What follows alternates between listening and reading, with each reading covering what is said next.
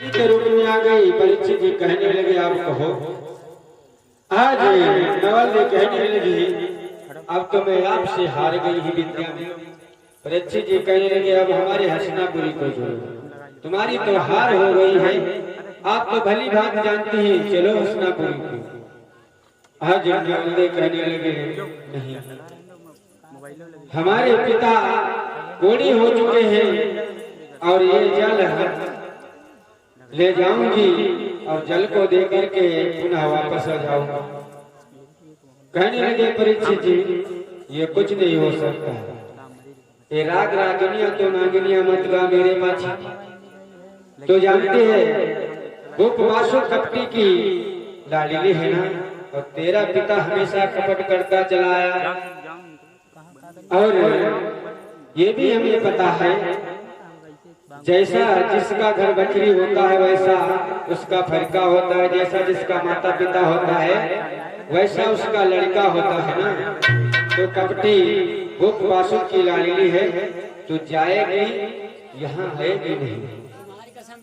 आज कहने नहीं, हमें जाने दो और पुनः आपके पास में अभी भी चली आऊंगी।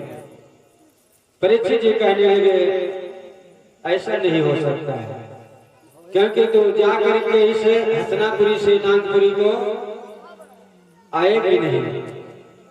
आज वो नवल जी कहने लगे हमें जाने दो और मैं आपकी हो गई हूँ, आप मेरे हो गए हो। परीक्षित जी महाराज कहने लगे नहीं ये कुछ नहीं। तो आज नागिनी क्या करती है, आज बातों में फुसलाने लगी और सुंदर सुंदर गीत गाने लगी, जिससे कि हमें जाने दें क्या बोली है कि वो बालमा कि वो साजना सुन रहे हो ओ बालमा कि वो साजना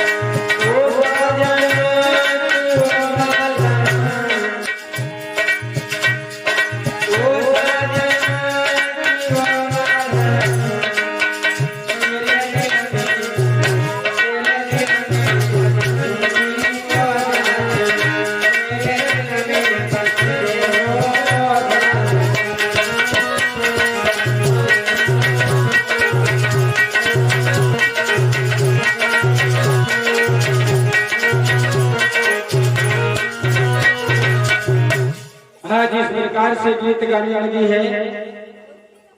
परीक्षित जी कहते हैं ऐ नागिनी तुमको मैं जाने नहीं दूंगा।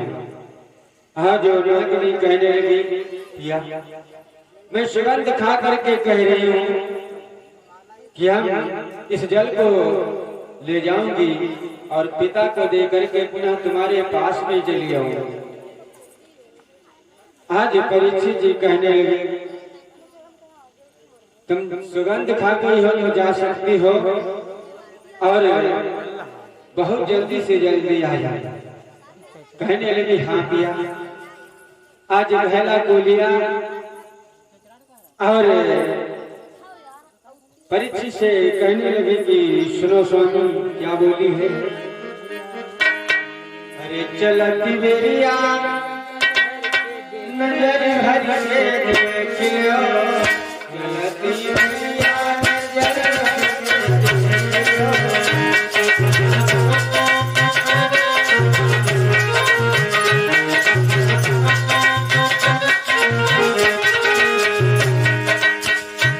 सुनो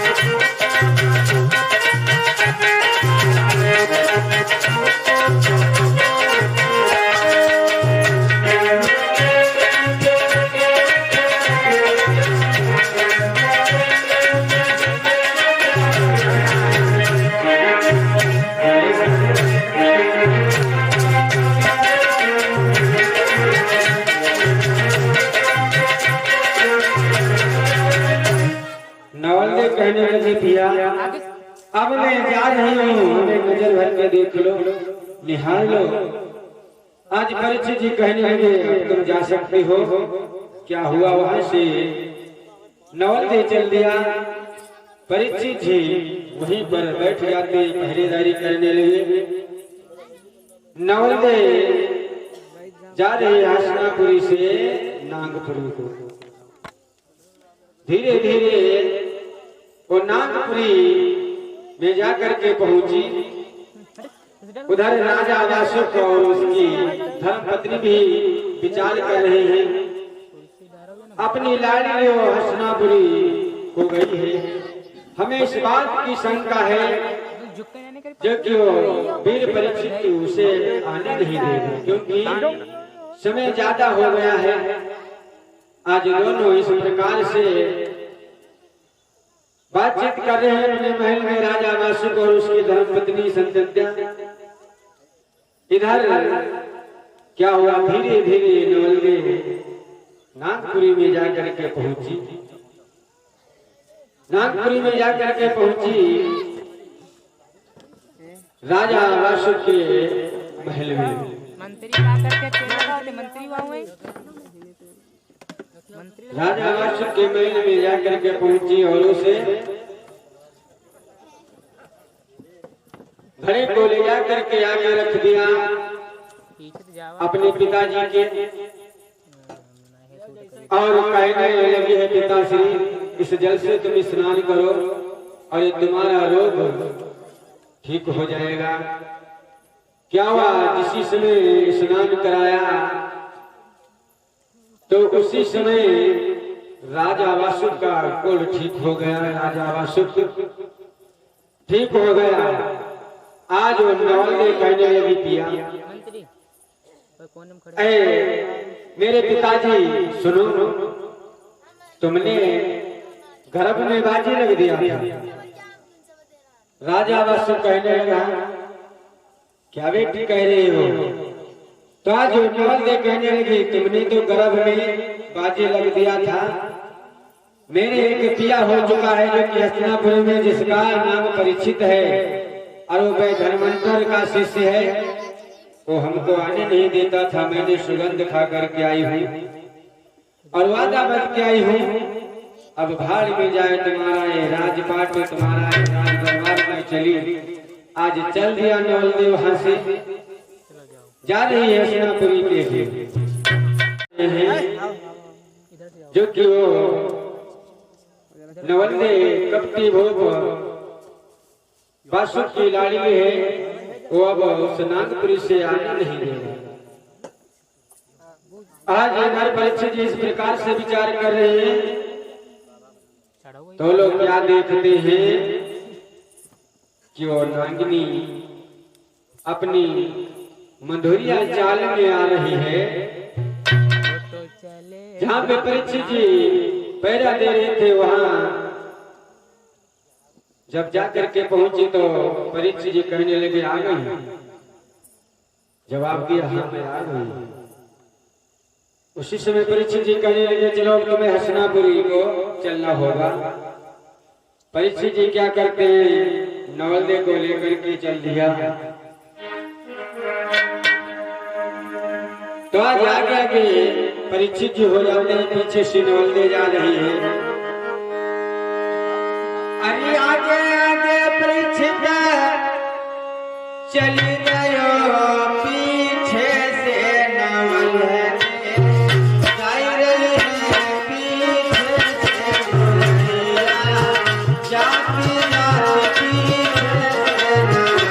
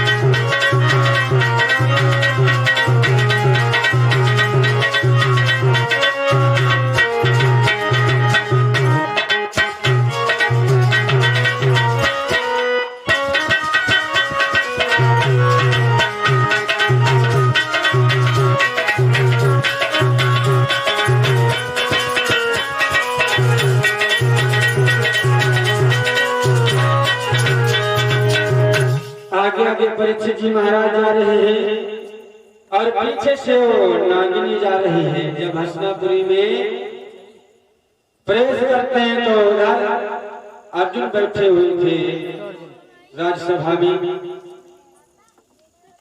अर्जुन बैठे देख रहे हैं और देखा क्या कि सामने परीक्षित जी आ रहे हैं, जो कि साथ में एक सुंदर कन्या भी आ रही है। आज विचार करने लगे हैं अर्जुन, कुछ नहीं, बस वही बात है जो कि राजा वासुक चौसर में हार गया था। मेरा पोता उस नागिनी को ले आ रहा है। जब दोनों आए प्रणाम किया अर्जुन को और अर्जुन बड़े प्रेम के साथ में बैठा लिया। परीक्षित जी कहने लगे, बाबा ये वही नागिनी है जो कि राजा वासुक गर्भ में हार गया था। अर्जुन कहने लगे, मैं तो पहले से जानता था कि वही राजा वासुक की लाडली है। और सुनो, मेरी एक आशा थी, बड़े प्रेम के साथ में तुम्हारा विवाह होगा इस हसनापुरी में। आज क्या हुआ, अर्जुन पत्र लिखने लगे और विचार करते हैं बड़े धूमधाम के साथ में मेरे पोते परीक्षित का विवाह होगा। आज देशों विदेशों को पत्र लिख करके भेजते हैं और भगवान कन्हैया भी उस शादी में आए। बड़े प्रेम के साथ में शादी होने जा रही है परीक्षित और नवलवे की, जो कि द्वारे द्वारे पर कलश सजाए गए, गलियां बुहारी गई हसनापुरी में और खुशहाली से समय व्यतीत हो रहा है।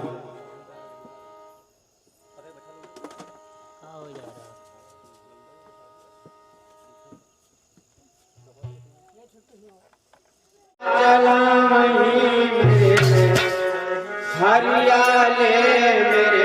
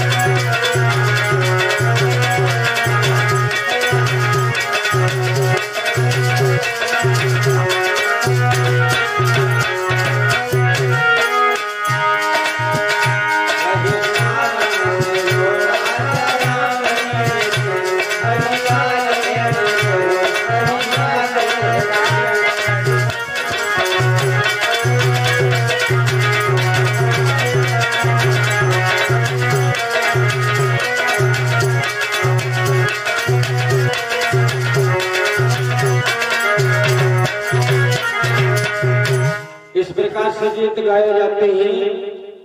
बड़ा दिवस आया हुआ है हस्तिनापुरी में और बड़े प्रेम के साथ में परीक्षित की भावरें पड़ती हैं।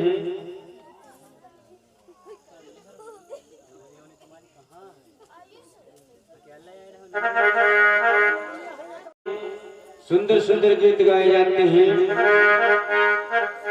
अरे पहले भंवरिया हो लाड़ी लोला मेरे बाबूला की रानी पहले लोला मेरे बाबूला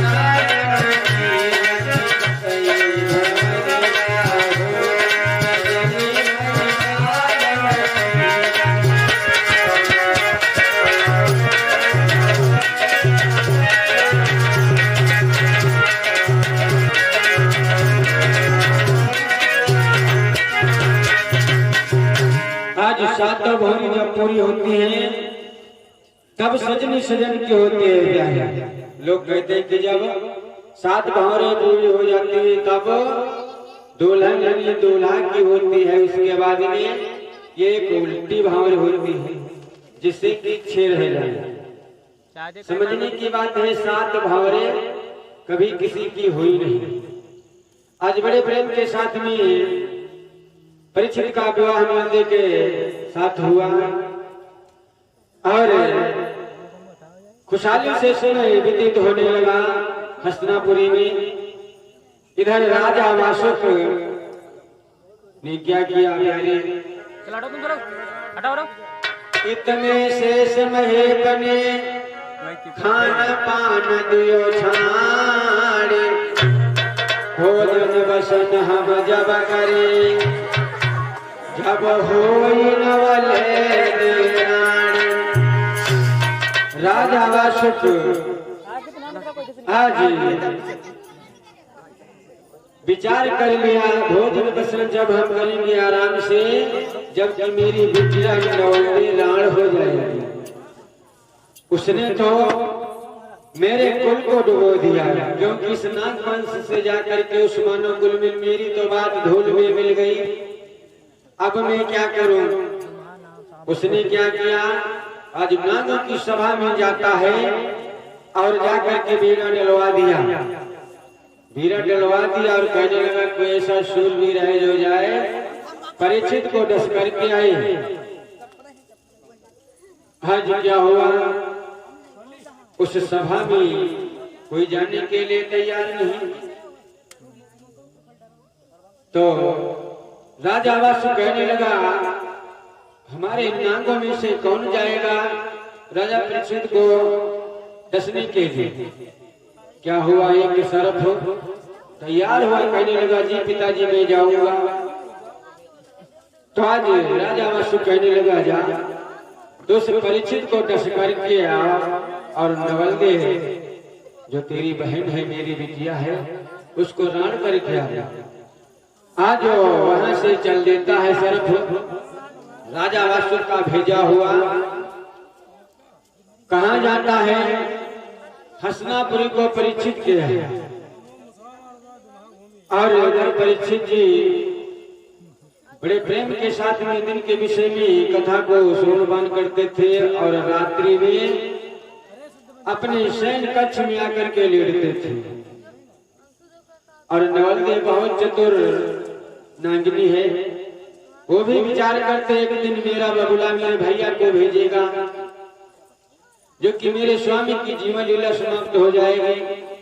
आज वो भी क्या करती है, दूध रख लेती है चारों तरफ और क्या करती है, अनाज के दाने लेटने के पहले वो बिखेर लेती थी और शयन कक्ष में लेट जाती थी और अपने पिया की बड़े प्रेम के साथ में देख रेख करती थी। और दोनों एक ही बिस्तर पर लेट जाते थे।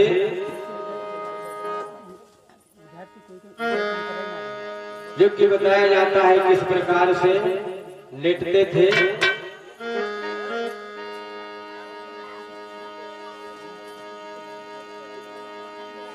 अरे हुई के रहने मनाए रहे खुशी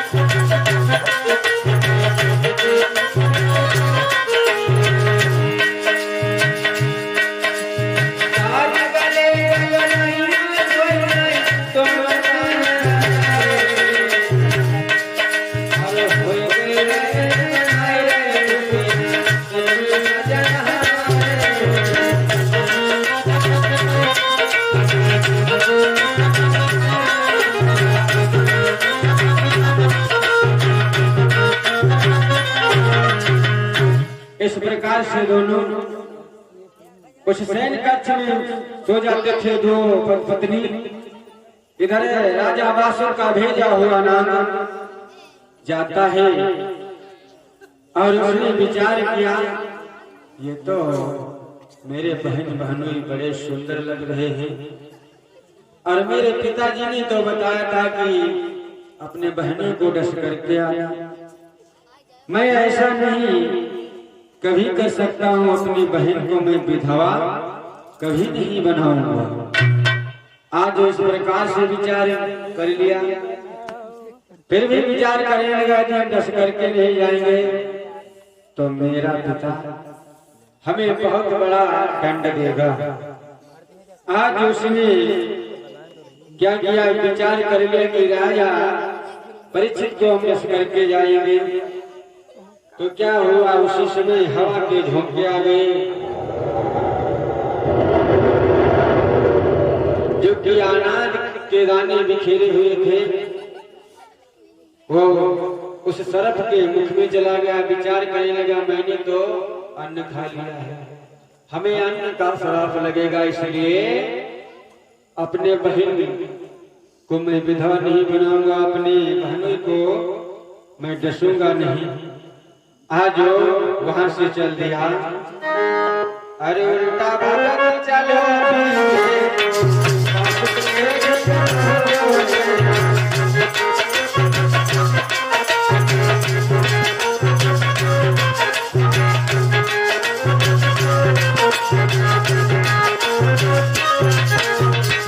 वो वापस चला गया और राजा वासुर के राज दरबार में वो जाता है। राजा वासुर कहने लगा, तो परीक्षित को डस करके आया या नहीं? आज वो कहने लगा, नहीं पिताजी। इधर इधर इधर जाओ। ऐसा क्यों?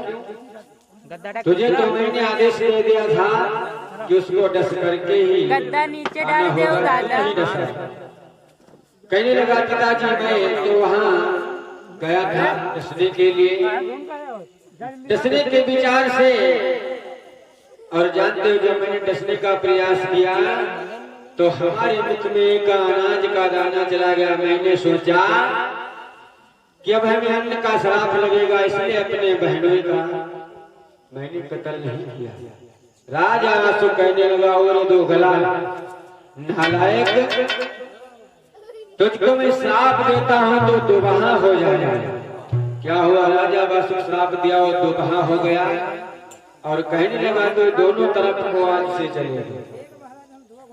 आज क्या हुआ? वो राजा वासु के श्राप दिए हुए प्यारे संसार में दुबहे सांप हुए और क्या करता है, फिर से वीरा डलवा देता है सभा में और कहता है कोई जाएगा उस परीक्षित को डस करके आए, अपने बहन को विधवा बना करके। आज प्यारे वही तक्षक तैयार हो गया और कहने लगा पिताजी मैं जाऊंगा और परीक्षित को डस करके ही तुम्हारे पास आऊंगा।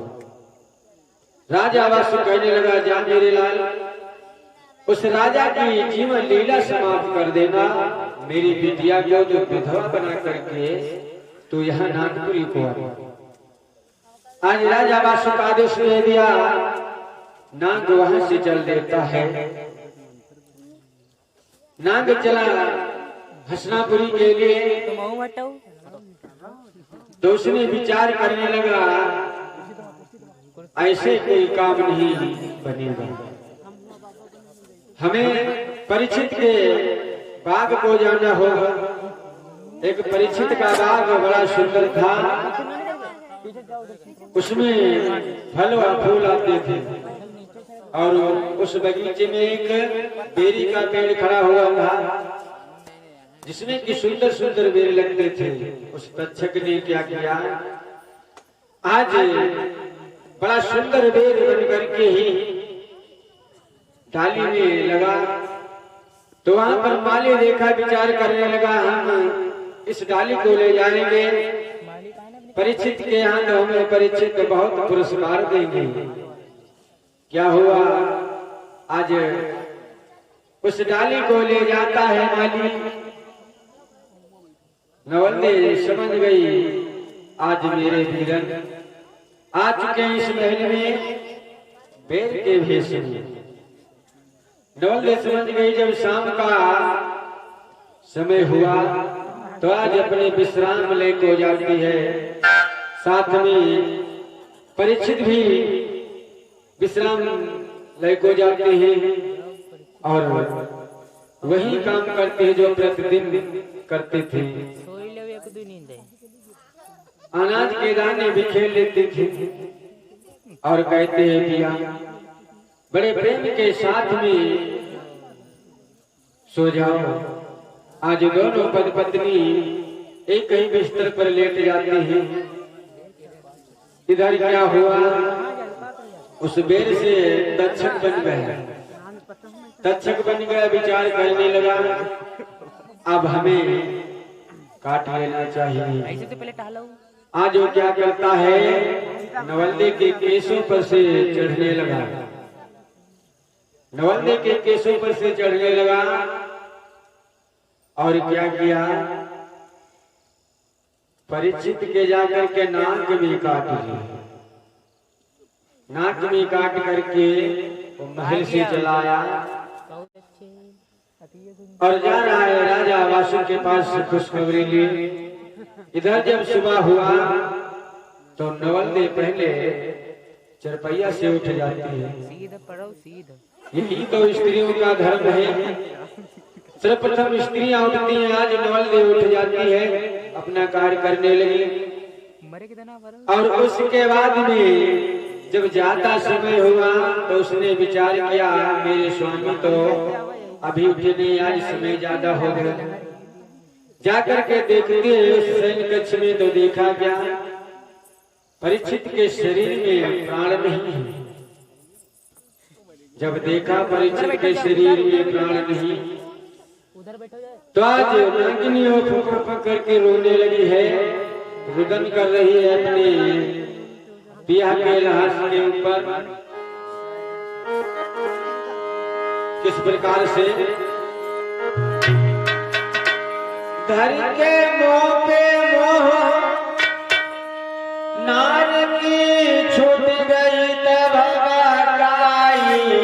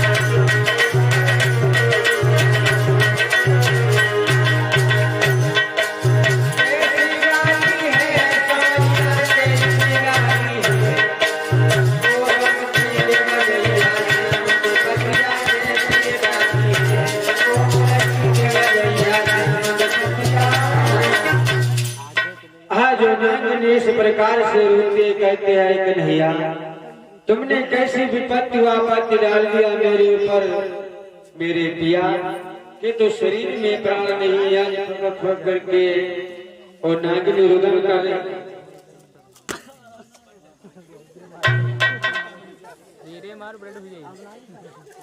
हाँ जी, परीक्षित के लाश पर रुदन कर रही है नागिनी और नारी आती है, उसे धैर्य धारण बढ़ाया और कहती जान समझ करके रुदन करो। आज क्या हुआ, अपने हृदय में संतोष धारण किया। उस नवल्ली ने विचार करने लगी हमें क्या करना चाहिए। हमें अब वही जो कि मैं धर्मांतर गुरु थे हमारे स्वामी के, अब उन्हीं के पास हमें खबर भेजना हो। आज क्या हुआ, खबर भिजवाती है नवल्ली वैद्य धर्मांतर के पास। वैद्य धर्मांतर के पास जब खबर भिजवाया तो वैद्य धर्मांतर को पता चला कि मेरा शिष्य परीक्षित जो हसनापुरी में था उसको किसी विषधारी सर्प ने डस लिया है, इसलिए हमें जाना होगा। क्या करते हैं वैद्य धर्मांतर के जो भी 1400 शिष्य थे, 1400 शिष्यों को लेकर के वैद्य धर्मांतर जी चल देते हैं।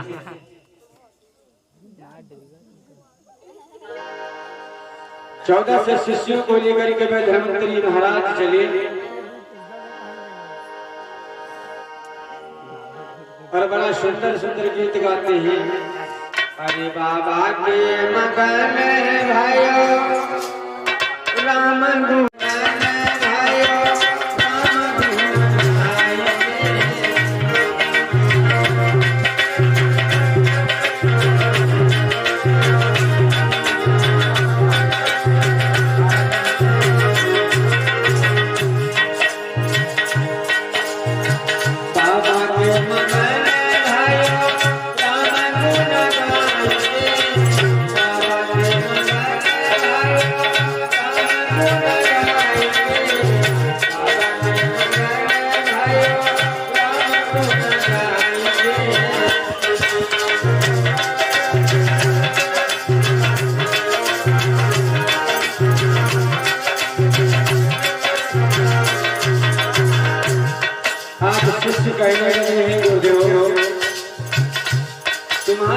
शिष्य संसार छोड़ करके चला गया और तुम गीत गा रहे थे। मैं धर्मांतर कहने लगा शिष्यों, बड़े खुशी की बात है। जिस समय हम देखेंगे अपनी दृष्टि से तो जानते हो वो परीक्षित मेरा शिष्य जीवित हो जाएगा। कोई शंका व चिंता करने की बात नहीं है। और सब लोग गान करो। बाबा के मकान भाइयों राम गुण गाइए, बाबा के मकान भाइयों राम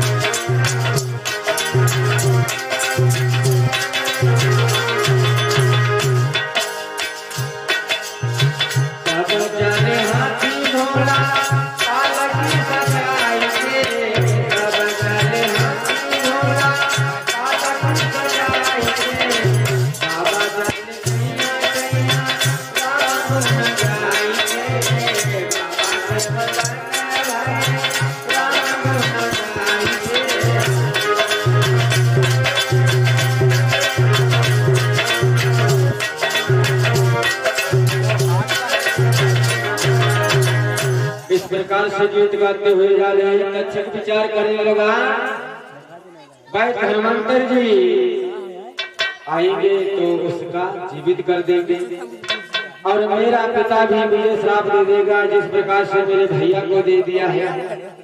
मैं तो ना इधर का रहूंगा ना तो उधर का रहूंगा। आज क्या हुआ विचार करने लगा, हम जाएंगे भाई धर्मांतर को जाकर के उनकी अजमाइश करेंगे, देखेंगे उनमें कितनी शक्ति है।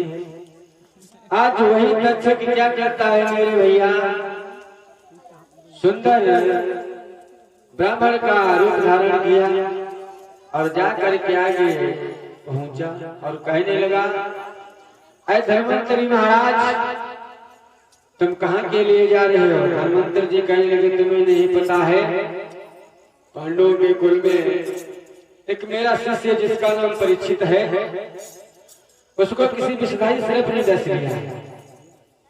अच्छा, उसको किसी विषधारी सर्प ने डस लिया है तो तुम क्या कहने के लिए जा रहे हो। भाई धर्मांतर महाराज कहने लगे, जानते हो मेरा शिष्य था और जिसी समय हम उसके ऊपर अपनी दृष्टि डालेंगे उसी समय वो जीवित हो जाएगा, जानते हो, इसलिए मैं जा रहा हूँ। आज उस तक्षक ने क्या किया, जमीन पर हाथ पटकने लगा और कहने लगा, भाई धर्मांतर जी तुम क्या जीवित कर सकते हो, मेरा काटा हुआ है। धर्मांतर जी कहने लगे, अच्छा तुम्हारा काटा हुआ है। हाँ हाँ मेरा काटा हुआ है, उसको तुम जीवित नहीं कर सकते हो। और ये हम जानना चाहते हैं तुम्हारे में कितनी शक्ति है। धर्मांतर जी कहने लगे, जिसी समय उसके ऊपर मैं दृष्टि डालूंगा उसी समय वो ठीक हो जाएगा, सब जहर चला जाएगा। आज तक्षक कहने लगा, हमारी तुम्हारी अजवाइश हो जाए।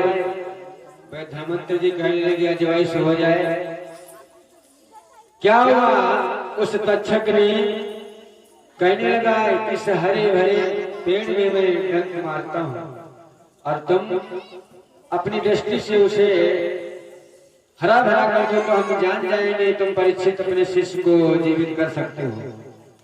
क्या हुआ, आज उसने जाकर के एक हरे भरे पेड़ में मुंह मार दिया, जो कि वो पेड़ सूख जाता है।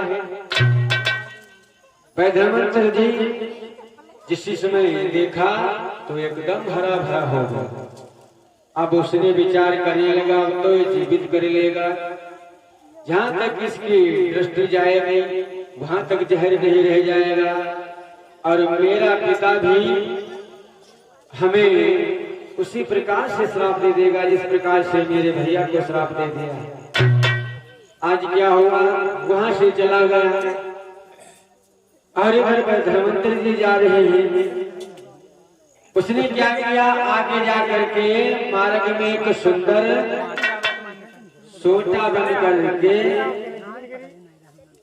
मार्ग में वो लेट गए। सुंदर सोटा बन करके मार्ग में लेट गया। भाई धर्मेंद्र जी देखते बड़ा सुंदर सोटा है और बाबा लोगों को सोटा वैसे प्यार हो चल भले जान चली जाए तो माला बड़ा प्यार हो। आज भाई धर्मेंद्र जी की पीठी खुजलाने लगी। उन्होंने विचार किया इस सुंदर सोटे को ले लें जिससे कि हम पीठी खुजला लें। और बड़ा सुंदर सोटा है, छोटी छोटी पोहे हैं, बड़ा सुंदर लग रहा है। धर्मेंद्र जी ने क्या किया, आज अपनी पीठी खुजलाने लगे। क्या करता है, उसने तक्षक बन के डस लिया। तक्षक बन करके डस लिया। वह धर्मेंद्र जी वहीं पर धराशायी हो गए। शिष्य लोग कहने लगे, अरे गुरुदेव तुम्हें क्या हुआ, तुम्हें क्या हो गया। आज उसी समय गुरु जी कहने लगे कि शिष्यों सुनो मेरे साथ में क्या हुआ है। अरे हुई गोदा नहीं समझ पाई मोसंग हुई गोदा।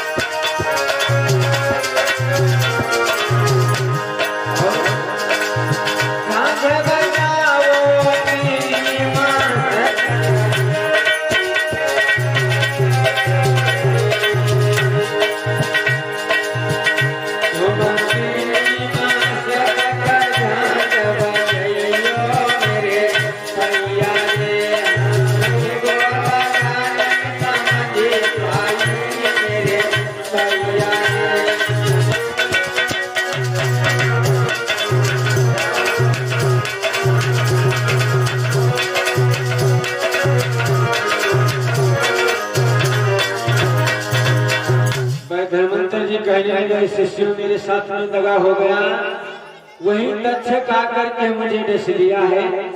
ऐसा करो तुम लोग हमें मांद में गाड़ो और गोबर में जब गाड़ोगे 3 महीने तक हमारे ऊपर झांझ बजाओगे तो मैं जीवित हो जाऊंगा। तुम चिंता मत करना। आज 14 से चेला क्या करते हैं, गोबर में गाड़ते हैं। गोबर में गाड़ा जब अपने गुरु को और क्या करते हैं, आज सब शिष्य झांझ बजाने लगे। झांझ बजाओ बजाओ बजाओ।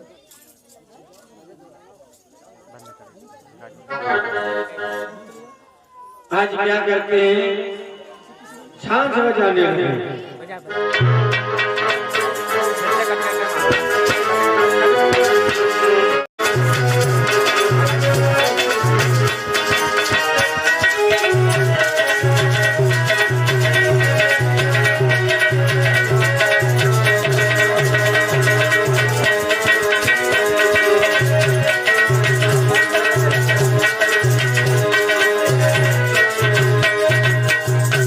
से झांझ बजाया कितने दिनों तक, 3 महीने तक। आज तक्षक विचार करने लगा,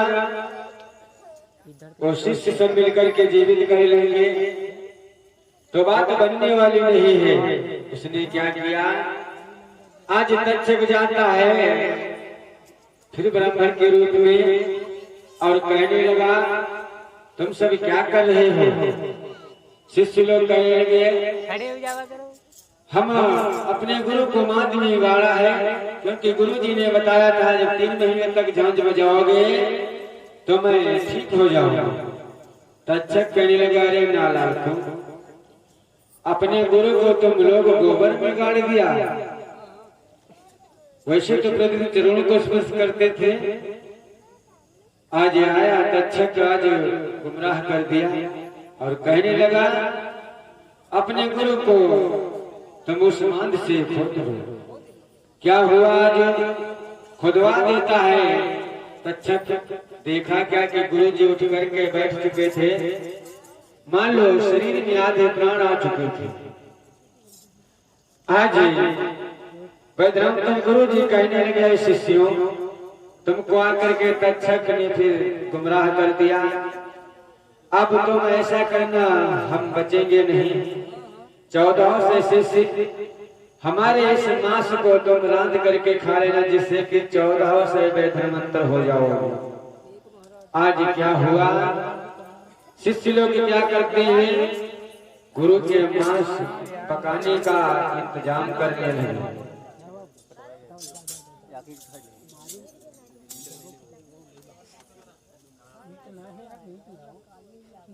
अरे घींच पर से चलाओ, सीधे मार डालो जल्दी।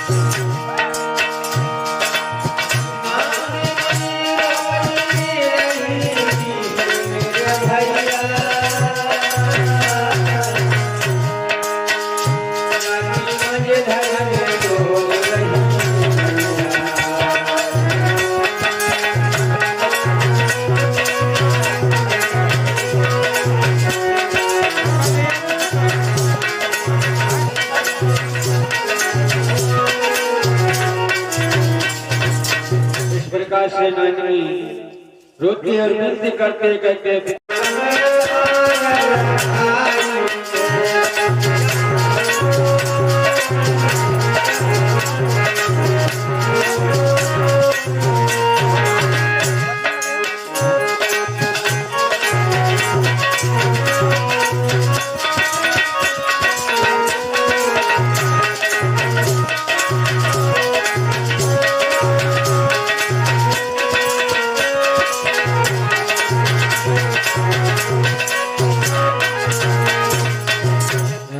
वासु कहने लगा, तुझको शर्म नहीं है? तूने तो कुल में दाग लगा दिया।